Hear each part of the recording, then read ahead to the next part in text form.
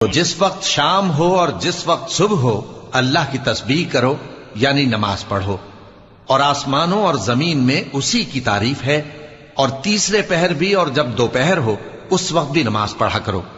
वही जिंदा को मुर्दे से निकालता है और वही मुर्दे को जिंदा से निकालता है, और वही जमीन को उसके मरने के बाद जिंदा करता है, और इसी तरह तुम दोबारा जमीन में से निकाले जाओगे।